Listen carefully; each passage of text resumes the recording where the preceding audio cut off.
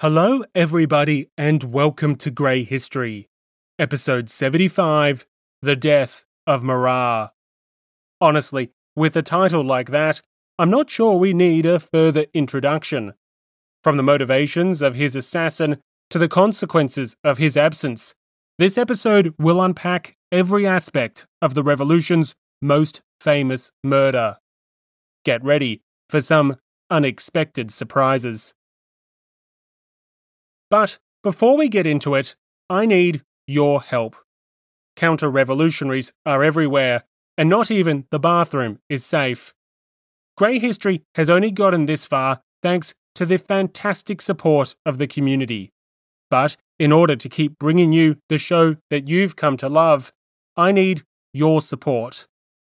Enjoy hours of amazing bonus content, ad-free listening, and a range of other perks by donating just a cup of coffee when main narrative episodes are first released.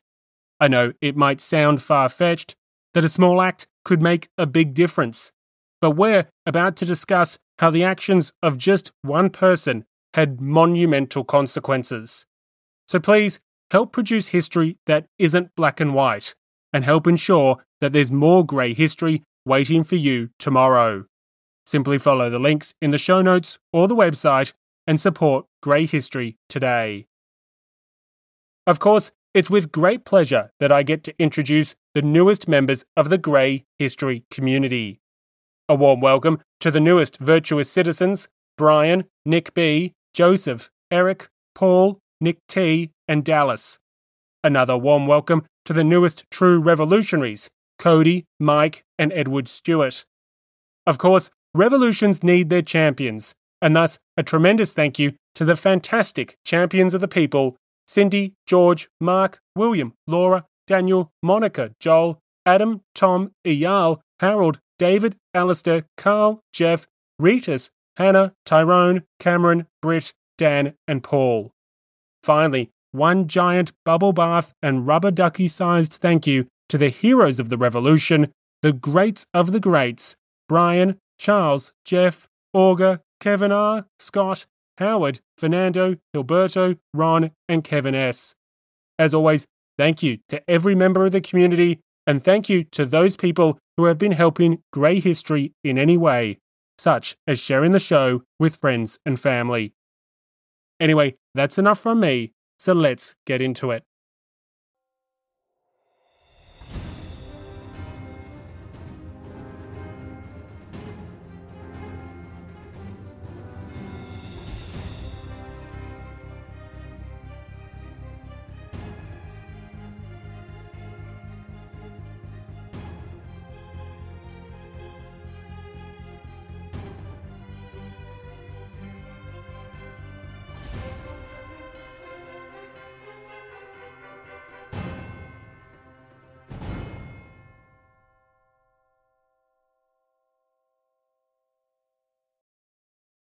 It was a hot summer's day in Paris.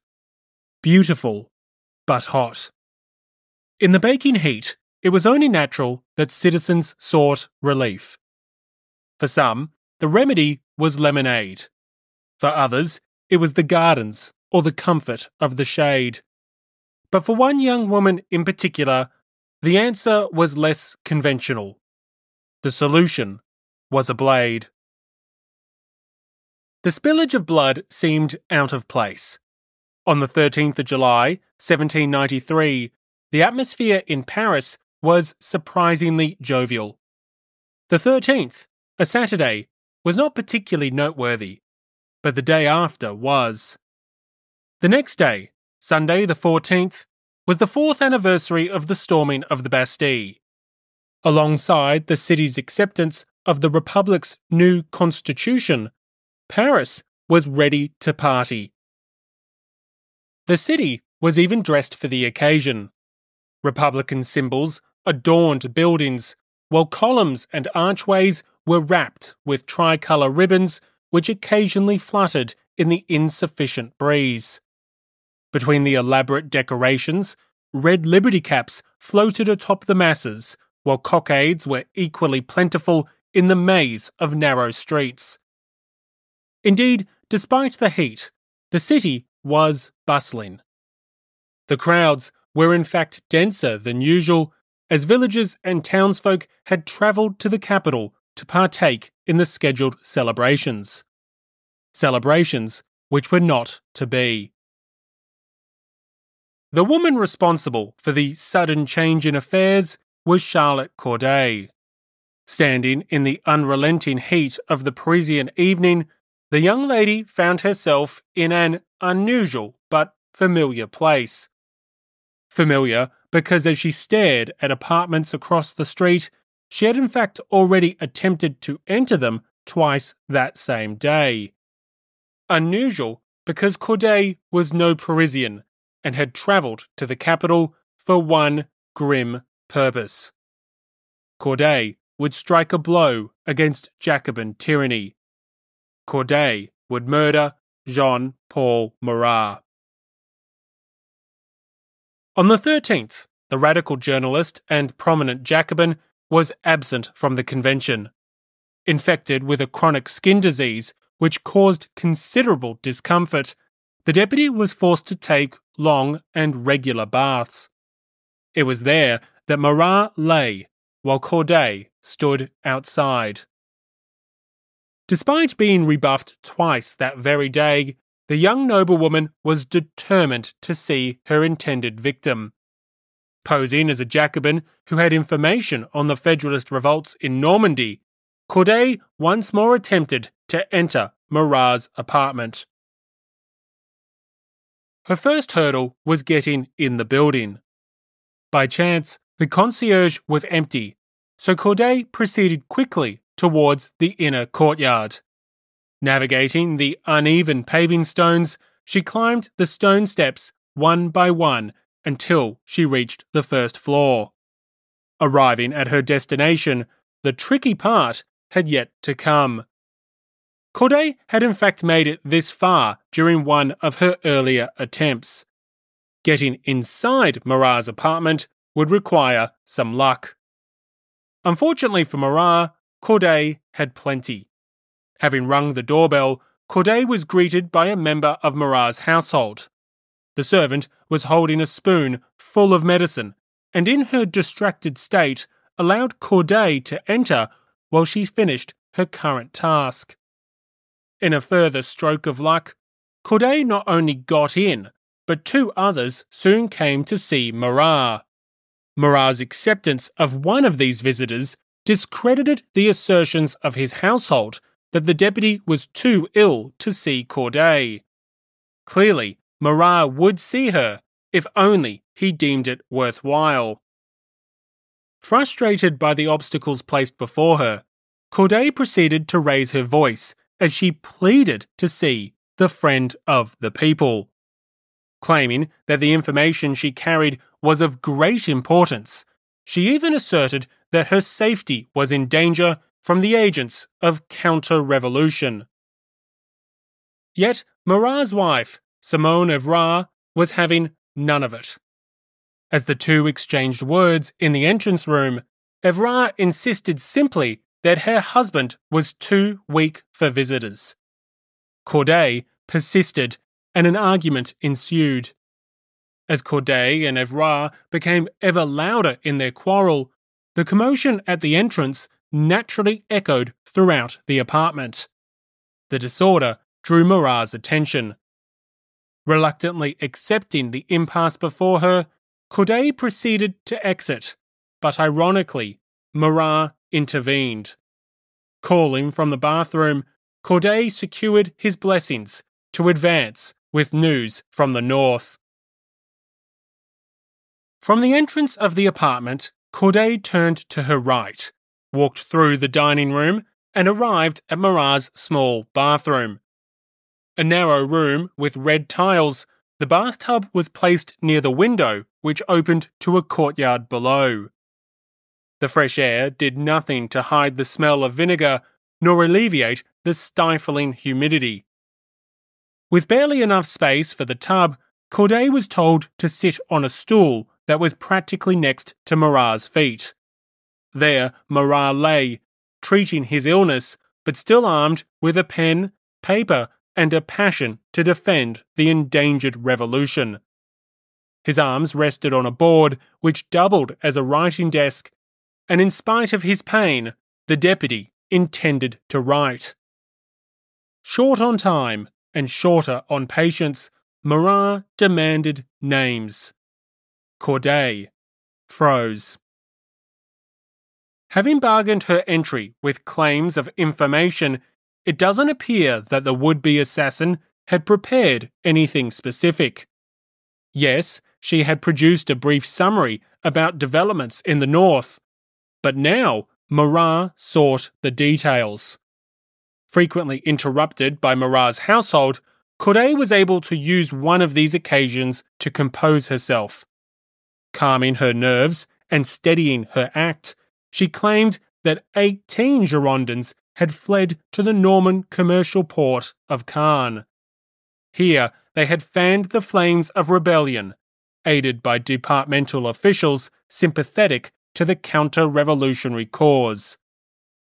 But as she began to list the fugitive deputies, Corday could only name 13. All prominent Girondins, but 5 short nonetheless. Perhaps this could have warned Marat of the ruse before him, but the deputy took no notice, allegedly remarking that in a few days he would have them all guillotined. Marat could not anticipate his own immediate demise.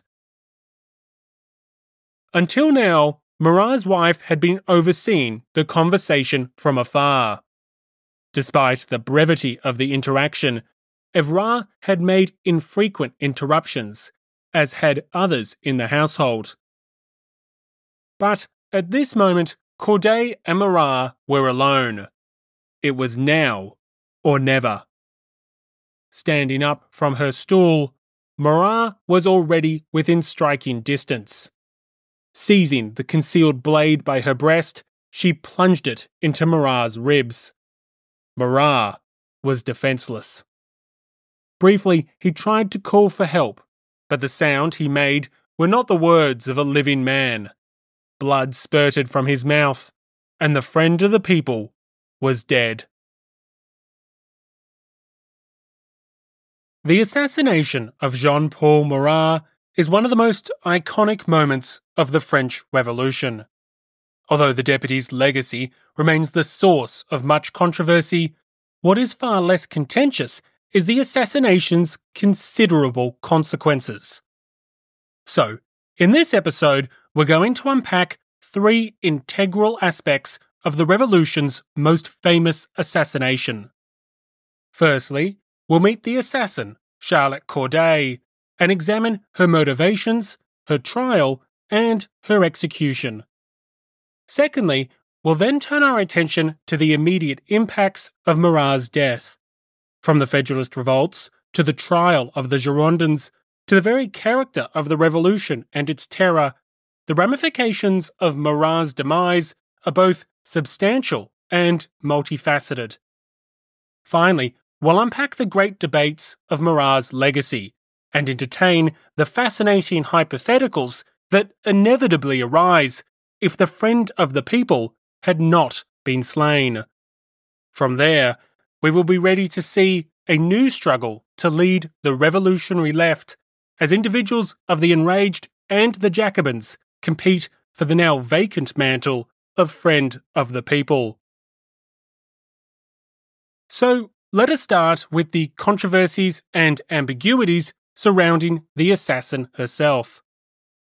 In revolutionary histories, the story of Charlotte Corday is frequently summed up in just a few short sentences.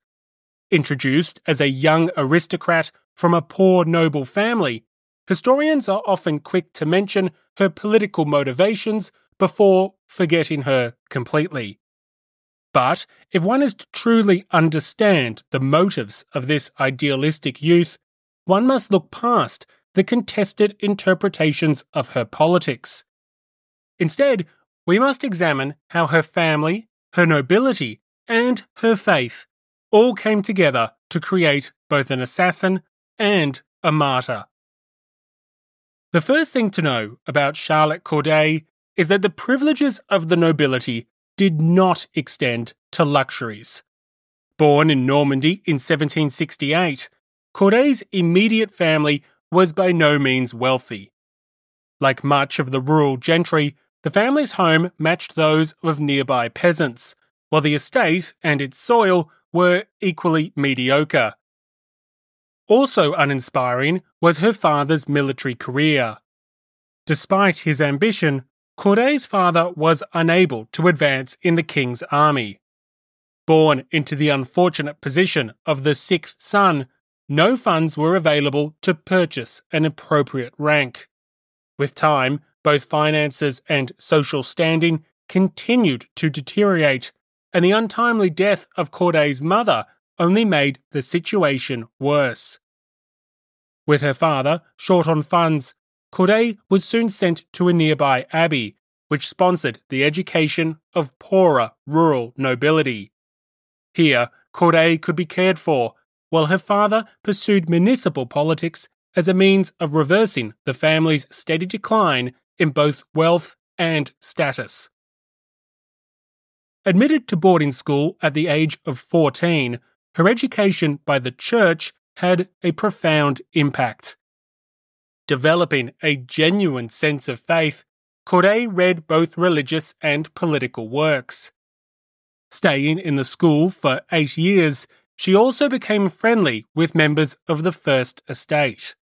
For a time, Corday even entertained the possibility that she too would become a nun. Such a path was by no means foreign to the family, as her uncle was a priest in a nearby village. These ties to the church would be an important factor in the murder to come, along with her aristocratic heritage and her father's fixation on improving the family's standing. With a greater grasp of Corday's turbulent youth, we can return to the controversial matter of the assassin's motivations. As a general rule, historians tend to focus on Corday's political motives. Portrayed as sympathetic to the Girondins, it is argued that politics was the chief factor in compelling Corday to join her male peers in resistance to oppression. Clearly, this depiction is bolstered by the personal interactions which occurred between Corday and leading Girondins. Now, this may sound surprising, and it would be reasonable to ask just how a young, impoverished aristocrat from Normandy met deputies of the National Convention. Well, the answer is the Federalist revolts. In mid-1793, Corday was living in the Norman commercial port of Caen. Caen was, of course, the epicenter of the Northern rebellions, and thus Corday had a front row seat to the Federalist revolts. Critically, not only was the town key to the united response of Breton and Norman departments, but Caen was also the principal refuge of many fugitive Girondin deputies. Of those representatives that escaped house arrest in Paris, the majority found themselves in Caen within weeks of their forced proscription. It was here, in June and July 1793, that Corday had the chance to meet her political heroes. Consequently, many historians place incredible emphasis on these interactions when explaining Marat's downfall. But while countless scholars portray Corday as a committed Republican, others are not convinced. Unsurprisingly, Corday's aristocratic and religious upbringing cast doubt on her commitment to the revolutionary cause. So too do the actions of her family.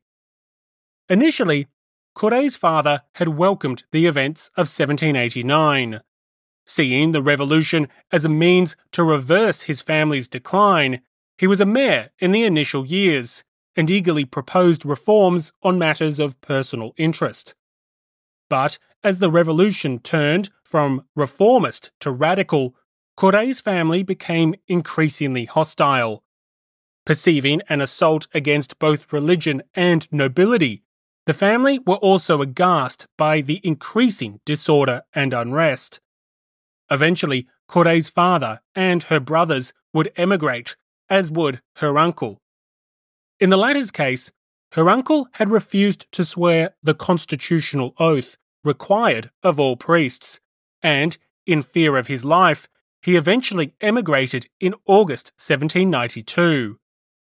Like so many northern clerics, he travelled first to Jersey before settling in Winchester in southern England. However, others were not so fortunate, and some friends in the church were killed for attempting to depart the new republic. Given these ties to émigrés, refractory priests, and the counter-revolution more broadly, historians like Peter Kropotkin refute the idea that Corday was a true republican. Instead, Kropotkin sees a secret royalist. For Kropotkin, Corday's embrace of the Girondins was just a convenient mask, theorizing that her actual politics were closest to that of the Feuillants and constitutional monarchists. Others do not go as far, but rather offer a compelling portrayal which unites Corday's unique political, social, and religious experiences. One such scholar is the modern French historian Guillaume Mazot. Known for his groundbreaking research into these events, Mazot paints a much wider and integrated picture of Corday's motivations. Politically, Mazot does not reject Corday's genuine admiration for certain Girondin deputies, and asserts that she had come to see the Girondins as the best cure for Jacobin anarchy. Such anarchy may seem like an abstract fear, but it's important to remember that lawlessness had physically assaulted her uncle and killed other refractory priests and public officials. In some cases, Corday even knew the deceased. Furthermore, Mazot highlights both Corday's nobility and her religious education as influencing her path to martyrdom. Mazot claims that Corday was partly inspired by a desire to restore the family's deteriorating social status. The murder of Marat would be seen by some as a blessing for the nation, an honourable act worthy of praise and admiration. Likewise, Corday knew full well that in slaying Marat, she was condemning herself, meaning that her assassination was a voluntary act of self-sacrifice. When combined with positive Christian associations of martyrdom and defiance of persecution, along with the examples of biblical heroines like Judith and Esther, we can now see how a unique mixture of personal, political, social, and religious factors can come together to form a series of complex and multifaceted motives. Of course, Mazot's proposals are just that, proposals. But I personally find them a far more holistic and compelling proposition than the usual focus on Corday's political motivations alone. However, while the motivation for murder is one thing, the selection of Jean-Paul Marat is another. Having decided to act against Jacobin tyranny, it should be asked, why Marat? Robespierre, Danton, and other Jacobins could easily have been chosen, and the process of selecting Marat remains shrouded in ambiguity. Indeed, historian Timothy Tackett acknowledges that we can never know Corday's true motivations, but we can nonetheless offer some additional perspectives. Since September 1792, Marat had spent much of the last year cast as a central villain in the Girondin press. According to the Girondins, it was Marat who had authored the September massacres. It was Marat who plotted to kill Girondin deputies.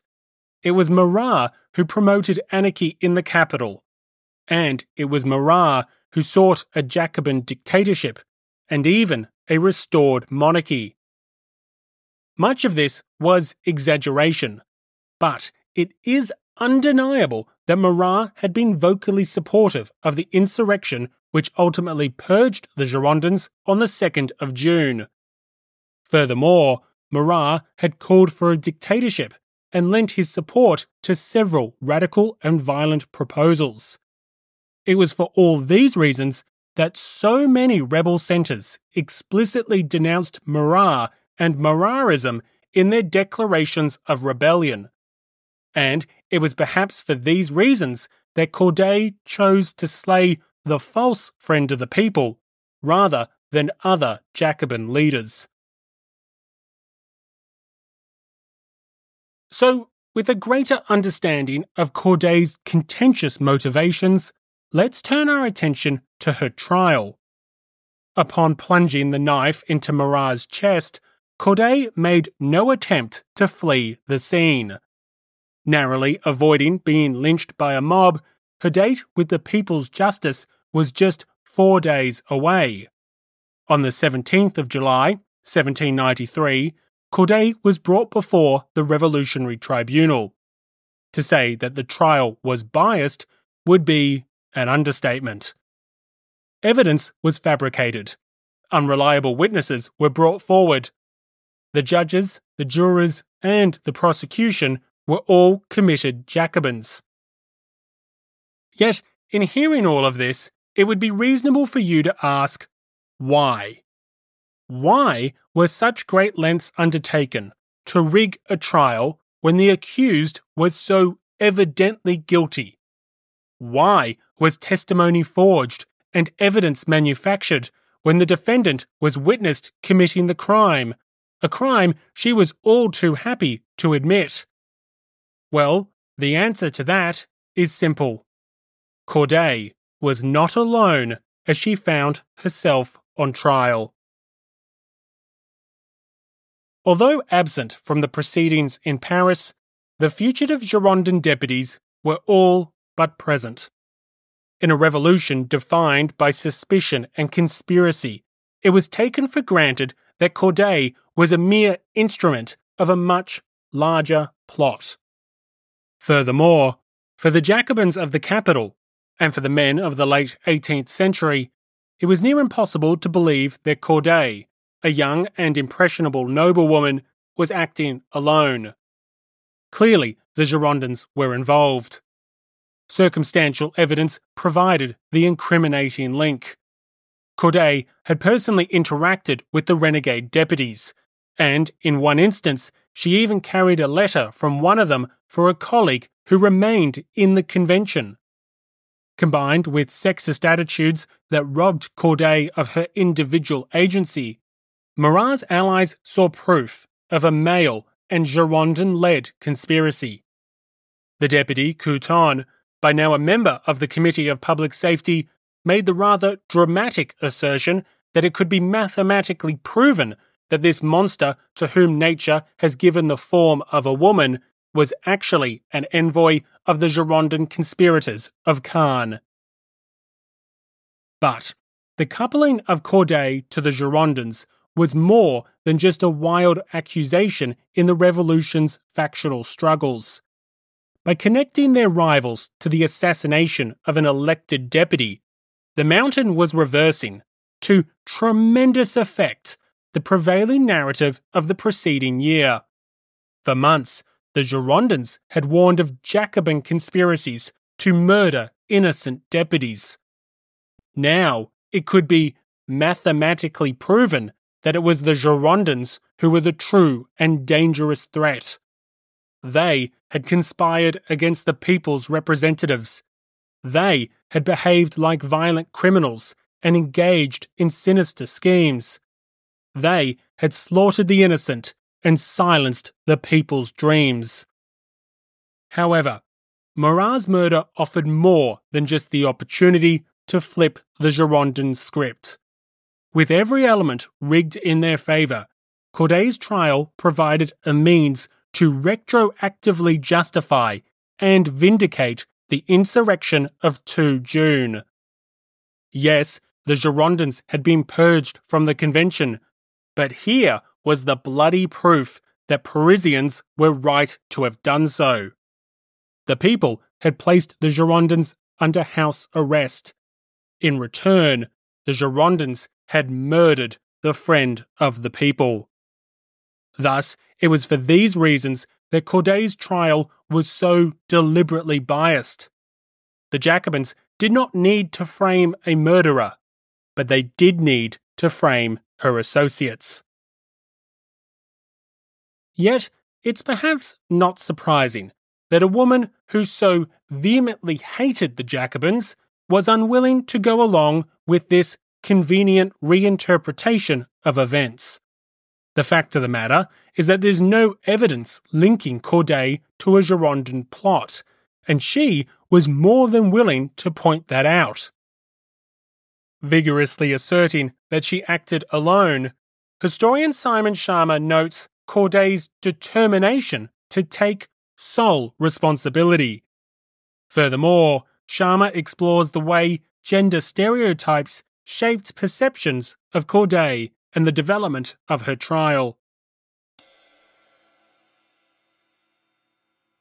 As if she were anxious not to be robbed of sole responsibility, she protested against the rumoured arrest of Claude Fouché, the Girondin deputy and constitutional bishop of Caen, as an accomplice.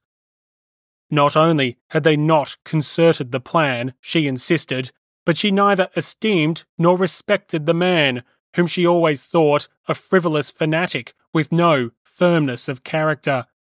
In contrast, at many points in her investigation, Charlotte stressed her own resolve and believed that the common delusion that women were incapable of such acts had played to her advantage. It was evidently a point of honour with her, and in deliberate repudiation of the revolutionary stereotypes of gender, to affirm that her sex was both physically and morally more than strong enough to commit acts of patriotic violence.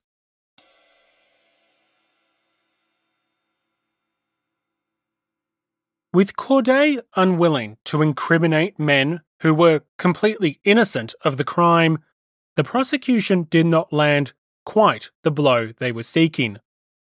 Ultimately, it didn't matter.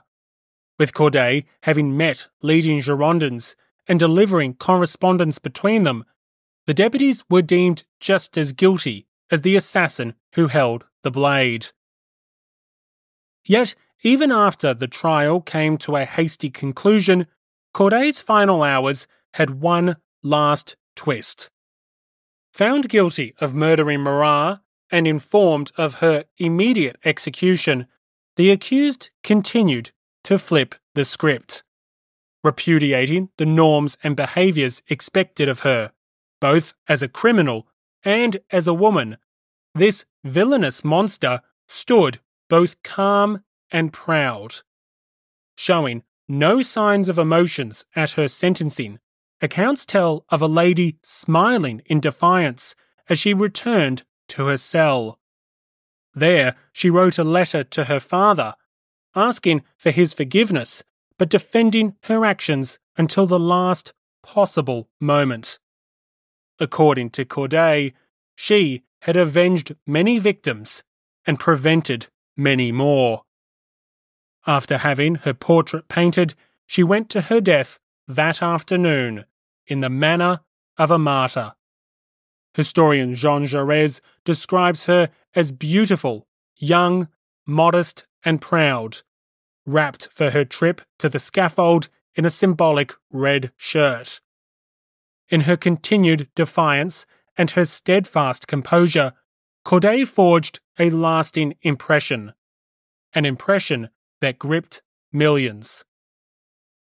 Jaurès states that Corday left in the people a strange image of nobility, heroism, and blood, and historian Guillaume Mazot agrees. Seen by witnesses to be welcoming her fate, for Corday it can be argued that this was not an execution, but rather a sacrifice given freely. In the eyes of some, from Girondins to Royalists to persecuted Christians, this was anything but justice. This was the cost of justice. As the blade descended, the assassin became the victim. The revolution had another martyr. Although likely apocryphal, the alleged words of the Girondin orator Vergniaud are nevertheless true. She has killed us, but she has taught us all how to die.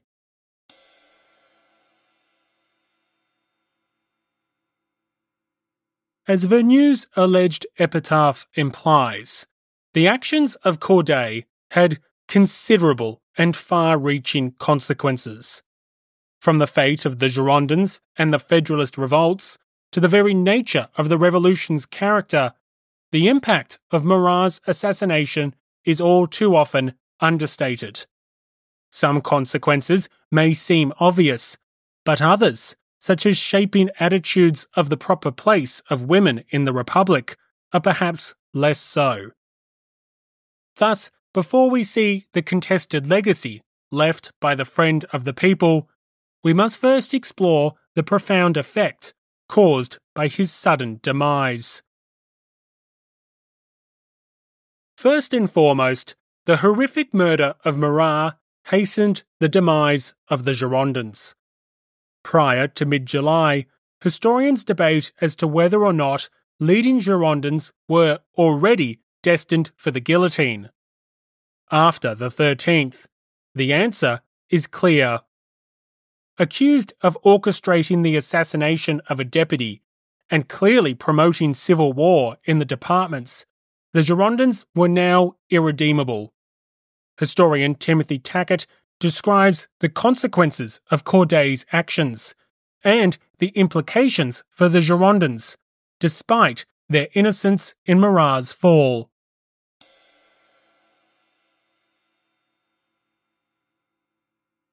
For most of the deputies and for the people of Paris, there could be no doubt that the murder was directly ordered by the Girondins who had escaped to Normandy. It appeared inconceivable to the male leadership that a woman could plan and perform such an act on her own. Suspicions seemed confirmed when it was discovered that before the murder, Corday had visited the Girondin sympathiser de Perrier and had given him a letter from the Girondins in Caen. Rumours spread that the assassination was part of a vast plot to murder the leading Montagnards and liberate Marie Antoinette. Vengeance became the order of the day. One pamphlet published a long list of those who should be executed in retribution for the murder. Jacques Hébert demanded that old regime torture be returned, since the guillotine was too mild a punishment for a monster like Corday. For Couthon, speaking in the convention on 14 July, it could be mathematically proven that this monster to whom nature had given the form of a woman had been sent by Buzot, Barbaroux, Salles, and the other fugitive conspirators in Caen. It was all part of a royalist plot, and it could be linked to the rebellion in the Vendée. The next day, the radical Montagnard, Billaud-Varenne, launched an extraordinary 2-hour tirade against all of the Girondins. The murder of Marat was only the most recent act in the long history of the faction's conspiracies, which he linked directly to actions by the right in the constituent and legislative assemblies and to the betrayals of Lafayette, Dumouriez, and the Federalists. He demanded that all the purged deputies be tried for their life. Those still waiting under house arrest were now moved to prison. 2 weeks later, they were declared to be the accomplices of those who had fled and who were condemned in absentia as traitors and outlaws.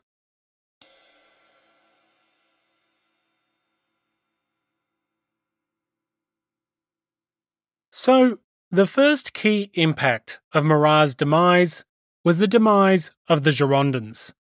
Although many were still on the run, the wider faction was now guilty in the eyes of leading Jacobins.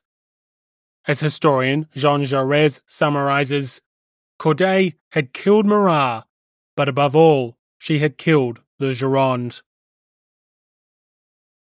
The second great impact of Corday's actions was the hardening of attitudes towards the Federalist revolts. Originally, many leading deputies, including some Jacobins, had looked for ways to peacefully diffuse the potential civil war. But by the 13th of July, patience was already wearing thin.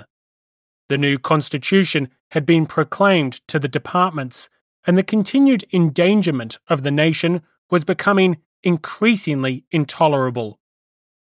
Nonetheless, compromise had not yet succumbed to conflict. Even on the 8th of July, more than a month after the Girondins' proscription and less than a week prior to Marat's death, the deputy Saint-Just took to the convention floor to deliver a report on the arrest of the Girondins. Having made a name for himself during the king's trial, and having helped to craft the constitution from his new place on the Committee of Public Safety, the young Jacobin's stature was steadily on the rise. Yet, despite his radicalism in calling for the immediate execution of Louis XVI without a trial, for the Girondins, Saint-Just struck a more moderate tone. He demanded death for those who had fled Paris to lead the regional rebellions, but for others, he advised restraint. Proclaiming the convention must distinguish between the guilty and the misled, he specifically advocated for pardoning the majority of the proscribed deputies. But that was before those same deputies were deemed to be complicit in a grand conspiracy to murder the people's friend. Furthermore, it was also before the insurrectionary centres executed their own prominent Jacobins, such as Lyon beheading their former radical mayor, Joseph Charlet.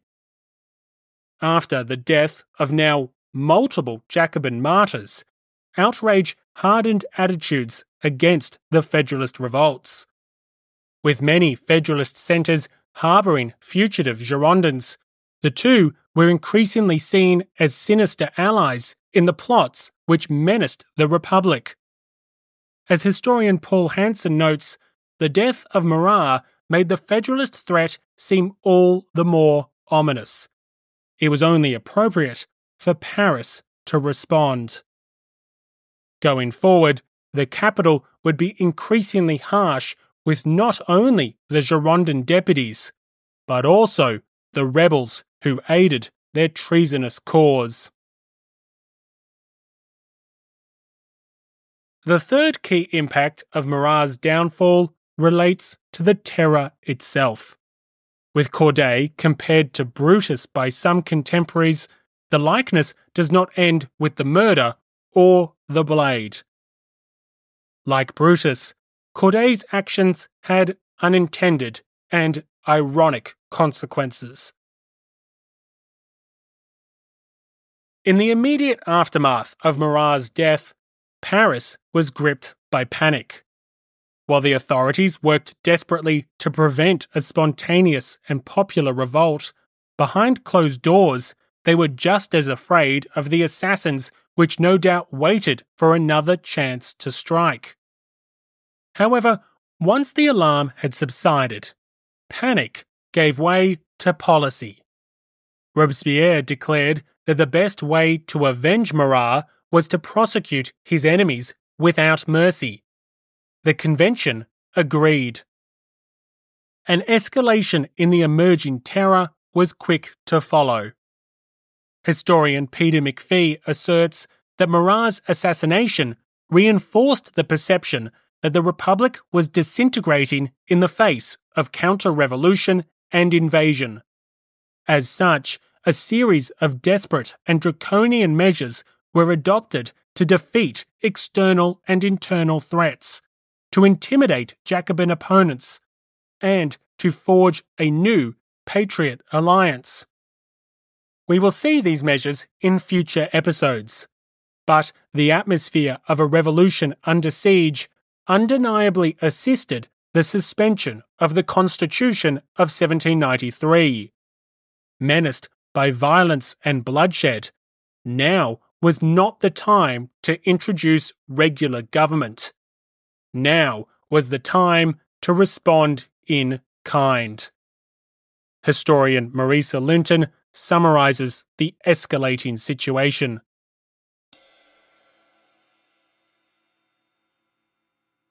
In early July, the fate of the rank and file of the Girondins, if not those involved in the revolt, still hung in the balance.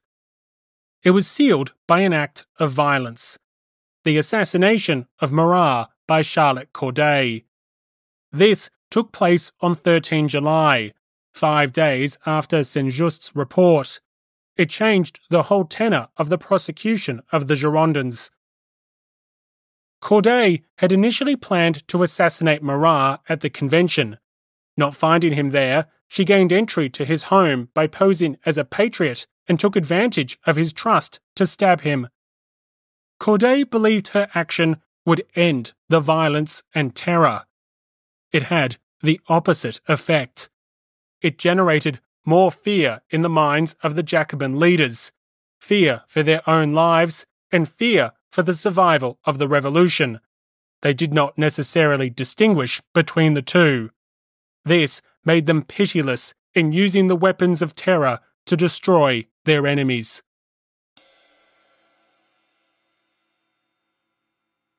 Thus, the third key consequence of Corday's actions involves an ironic twist. Corday had slain a tyrant, yet Corday had empowered tyranny. Driven by a combination of fear, desperation, and genuine ideology, the Jacobin Convention was now determined to use all means available to crush the nation's foes. With the Mountain increasingly unable to distinguish between the Republic's enemies and their own, Corday had failed in her task. Believing she had prevented many victims and championed the cause of liberty, the death of Marat had guaranteed the opposite effect. Now, as I alluded to earlier, there is no shortage of impacts caused by Marat's death. In addition to an escalation of the terror and efforts to mercilessly suppress Jacobin opponents, there were 3 other key consequences we should briefly note. Firstly, with Marat now vanquished from the political arena, an opening emerges amongst the leadership of the revolutionary left. At a time when the Jacobins found themselves increasingly challenged by the ultra-radical enraged, the battle to succeed Marat as the true friend of the people was an immediate and consequential struggle. This we will see for ourselves next episode, but suffice to say, many will try to claim the mantle. Secondly, the death of the prominent revolutionary at the hands of a female assassin had considerable implications for the revolution's treatment of women.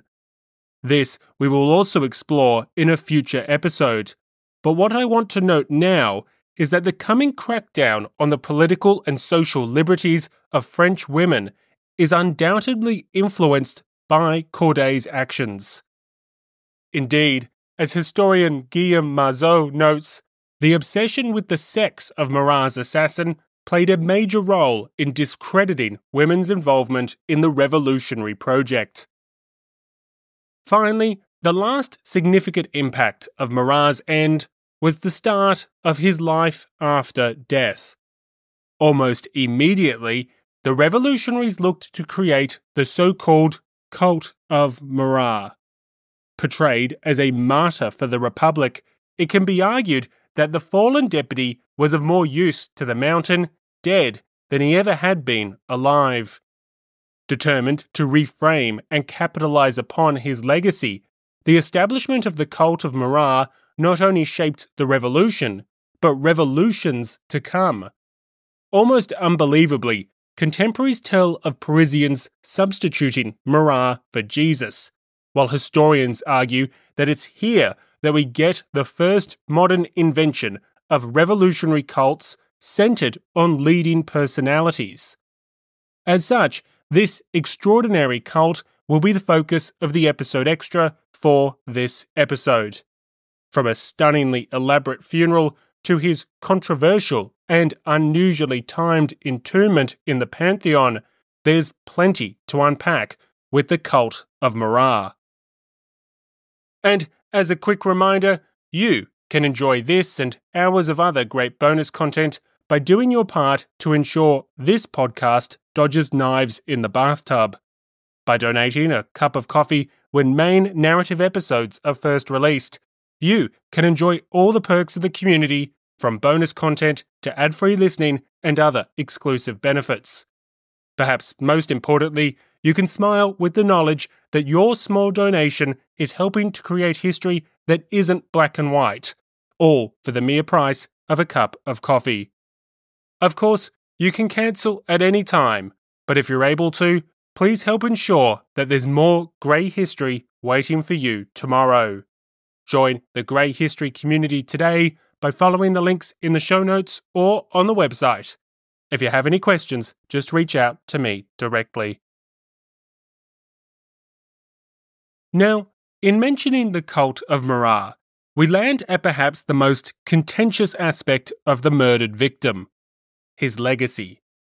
While Marat may not elicit the most passionate debates of the revolution, his memory is nonetheless controversial. Having called for dictatorship and mass executions, having defended the September massacres, having played a leading role in the Jacobins' battles with the Gironde, historians are unsurprisingly divided on how to remember this most divisive individual. On one hand, you have those who are simply disgusted by this false friend of the people. Some contemporaries denounced Marat as a monster and a scoundrel, while his frequent calls for executing thousands has driven many historians to equally bleak conclusions. Vilified by his opponents, it's clear that even his so-called allies had mixed feelings. Realistically, it wasn't until after his death that most Jacobins were willing to embrace him. French historian Jules Michelet offers a brief but particularly damning assessment, one which reflects broad sentiments towards the controversial journalist.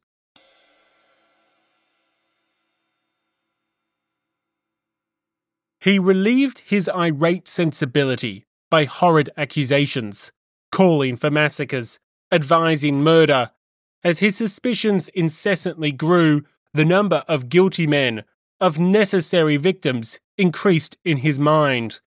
The friend of the people had ended up exterminating the people. Sharing equally dim views is historian Jonathan Israel. In Israel's rather low estimates of the deceased, I want you to note his emphasis on the historic importance of the Cult of Marat, which we'll be exploring in the episode extra. Those aware knew, as well as Charlotte Corday, Adam Lux, and Tom Paine, that the murdered Jacobin was odious and despicable. Privately, even Robespierre scorned him. Yet, somehow, this shrill, unlovable militant came to be venerated by regime and people to an extent practically nobody else in history ever had. It was the world's first example of an organized mass political cult transforming a non-entity worthy of nobody's respect into a colossal hero of the people, infinitely beloved by the masses.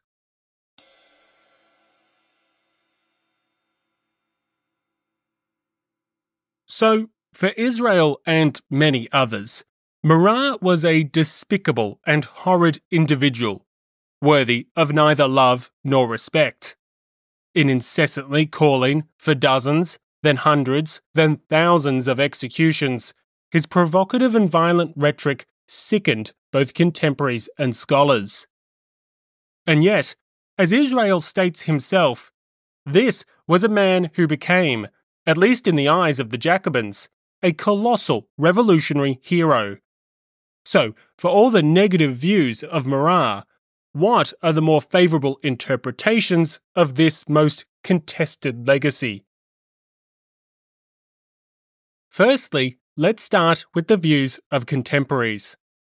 As already discussed, there was no shortage of peers willing to denounce Marat as a monster. In their frequent declarations, the Federalist revolts targeted Marat for a reason, as did his eventual assassin. But while some saw a bloodthirsty madman, others saw a zealous partisan championing the people's interests. Described as a defender of the needy, it wasn't just Marat's predictions of key events which earned him much praise and respect. Seemingly disinterested in money and perceived, at least by allies, to be an honest man and upright husband, some who knew Marat saw an admirable and even respectable figure. Yes, his rhetoric was extreme, but so too was his commitment to the people. Yes, his publications were violent, but evidently, so too were his enemies. In an atmosphere of plots and conspiracies, in a politics perverted by corruption and ambition, Marat's humble, isolated, and uncompromising position looked all the more exceptional to those who sought a true friend of the people. For sympathetic historians, different scholars emphasize different parts of his contentious yet considerable record. Historian Eric Hazen, for example, places great value on Marat's accurate predictions of key revolutionary events.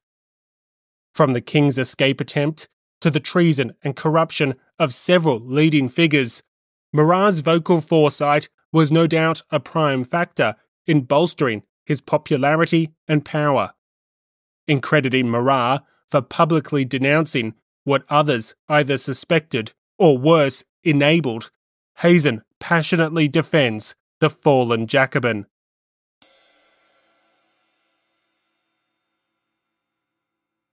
And whom did Marat denounce or attack? Right from the start, the powerful idols of the day. Necker, Mirabeau, Lafayette, all the great moments of consensus, the night of 4 August, the Fête de la Fédération, Marat exposed the mystification. He predicted the flight of the king, denounced the perils of war, and guessed at the treason of Dumouriez. In all those years, between imprisonment for debt, exile in London, illness and bankruptcy, what did Marat not predict? When was he mistaken? The people of Paris were right to mourn him.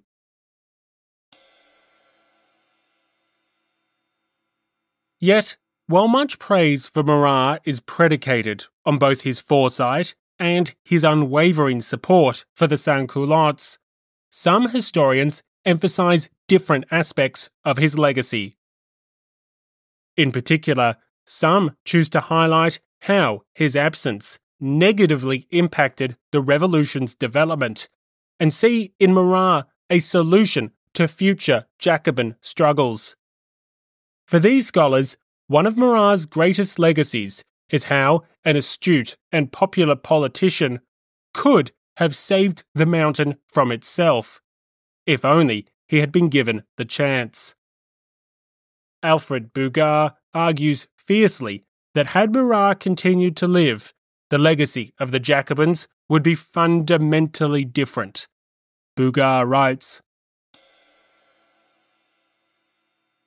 "Don't we wonder involuntarily, pondering the events to come, what obstacles Marat would have posed to Maximilien Robespierre, to his dictatorial authority, much more concerned, it seems, with the necessity to get rid of personal enemies than with the duty to put an end to the enemies of public liberty. Marat alone could save the Republic, liberty, and the Revolution, because he alone had stopped at the point beyond which there is only extravagance, short of which there is only reaction." In proclaiming that Marat alone could have saved the Republic, we find in Bouguer a passionate and perhaps overzealous supporter. Even scholars favourable of the Jacobins raise eyebrows at such claims. Historian Albert Saboul, for example, asks if it isn't attributing a lot to Marat, and it probably is. But I myself would admit that I have been continually surprised by Marat's political acumen. Not only had he correctly anticipated many of the revolution's turning points, but he had the political skills to know when something was too extreme. For example, he rejected the imprudent proposals of Saint-Just and Robespierre to execute King Louis XVI without a trial. Likewise, he condemned the impractical extremism of the emerging ultra-radicals, a point which doesn't sit well with some Marxist and anarchist historians who are critical of his insufficient support. Clearly shrewd in political matters, could Marat have saved the revolution? I doubt it. But it's possible that Bouguer is correct when he asserts that the journalist could have at least acted as an obstacle in the Jacobin civil wars to come. Or perhaps not. Historian Jean Jaurès, writing sympathetically towards the journalist, casts doubt on Bouguer's assertion that Marat's greatest legacy is how his absence failed to constrain the Jacobins. For Jaurès, Marat was no less likely to have succumbed in the future struggles.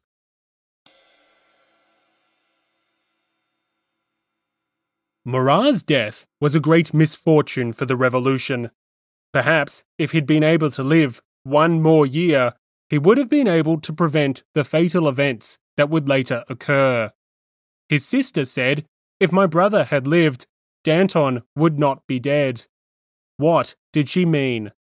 Probably that he would have prevented the Hébertists' violent campaign against Danton and reconciled Danton and Robespierre. But why grant him this sovereign influence and nearly august prestige that in truth death alone gave him? He would, in all likelihood, have been overwhelmed by events.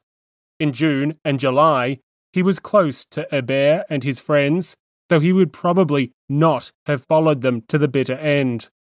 Had he become an obstacle to their restless ambition, he too would have been slandered and in all likelihood left behind. Or, perhaps, with the worsening of the revolt in Lyon and the treason in Toulon, in order to remain in the vanguard of the movement, he would have been driven to murderous follies and adopted Hébertists' policies. It's impossible to say with certainty whether he would have guillotined the Hébertists or been guillotined along with them.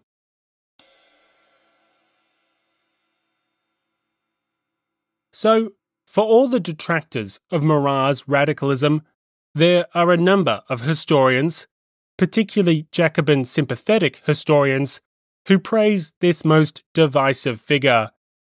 Seen as an influential journalist and capable advocate of the needy, this champion of the sans-culottes was indeed a true friend of the people. Yet, even amongst these scholars, substantial disagreement remains as to the consequences of Marat's absence. Could he have saved the revolution by tempering the mountain struggles? Or would he have been swept aside, like so many before and since? These are just some of the many questions which surround Marat's contested legacy. A legacy of a monster, or the people's friend. But what is far less contentious is the struggles which followed his death. With the friend of the people absent from the political arena, new figures could emerge to claim the cherished title. From the leaders of the enraged to the radical journalist Jacques Hébert, the contest would be extensive, divisive, and fierce. And, in one sense, they were all heirs of Marat. Although they could not know it, most would be dead within the year. Thank you for listening to episode 75, The Death of Marat. Don't miss the episode extra unpacking the fascinating Cult of Marat, and members with early access can already enjoy episode 76. Before you go, I have a quick question for you. Did you enjoy this episode? Did you find it entertaining? Did you find it educational? If you did, then please help ensure that there's more great history waiting for you tomorrow. By making a small donation, just a cup of coffee, you can help produce history that isn't black and white and indulge in a whole host of exclusive benefits as you do so. So please help support Grey History today and join the Grey History community. There's links in the show notes and on the website. One final welcome to the newest members of the community, and a special shout out again to the heroes of the revolution: Brian, Charles, Jeff, Auger, Kevin R., Scott, Howard, Fernando, Hilberto, Ron, and Kevin S. Thank you for listening, stay safe, and have a great day.